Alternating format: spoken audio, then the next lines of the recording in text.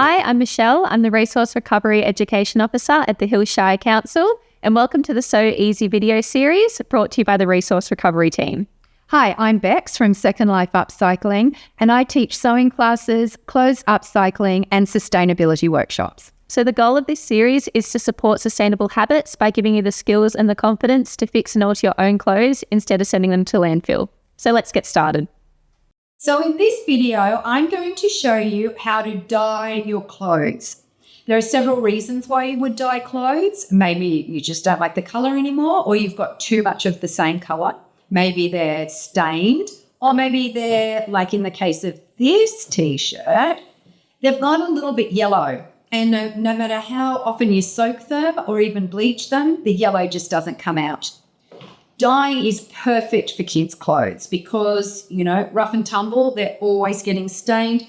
This is stained, nothing at all wrong with it except that it's got a stain in it that won't come out.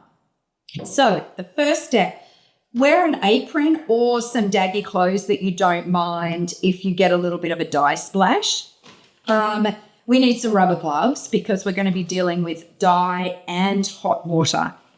I'm using this, so I'm following the instructions that are on the back of this particular brand based on the instructions for what I'm dyeing. So I'm dyeing cotton, so I'm following the cotton instructions. So what this requires is hot water of about 60 degrees Celsius. So I boiled the kettle, but that's probably a little bit too hot. That's probably about 100 degrees Celsius. So what I'm going to do is I'm going to put hot water in, and then I'm going to put some cold water in.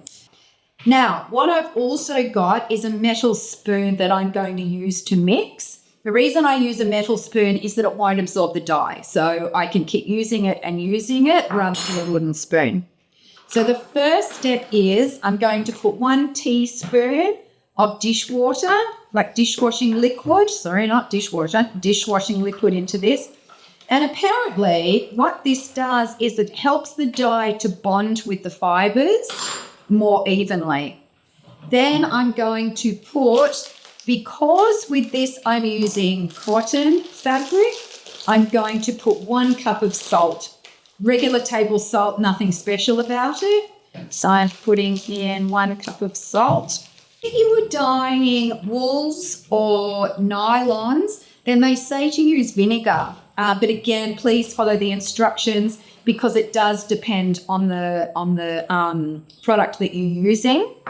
And now I'm going to put the dye in. I do it where I can see that there's enough dye in there that I get a really good soupy kind of colour.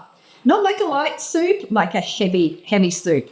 Okay. So then I'm going to put my garment in. So what you want to make sure is that you've got enough water in there so it's going to cover the garment. So because we're doing 2 today, we don't need too much. And then I like to use a flattish dyeing tray so that then I can put the product in and make sure that it's really covered.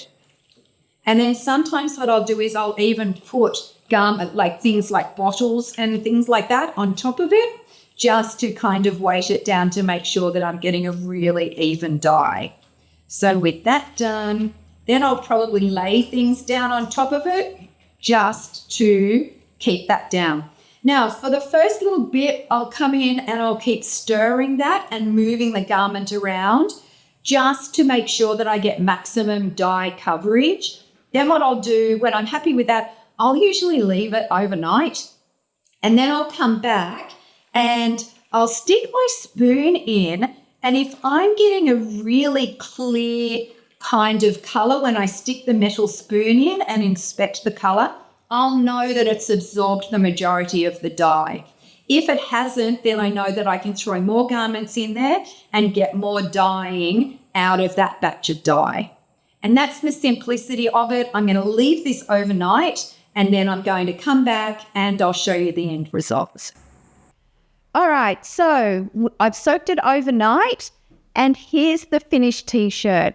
So what I did is I took it out of the dye and then rinsed it in cold water and then wrung it out to get as much of the excess water out, and then hung it in the shade. It's important to hang it on the line in the shade because the sun will strip colour from any garment pretty much. So you'll see it's got this gorgeous mottled look. If you want to avoid that mottled look, keep stirring it throughout the dyeing process when it's in the dye pot or the dye bucket. I didn't do that, and I did that intentionally because I quite like the mottled look.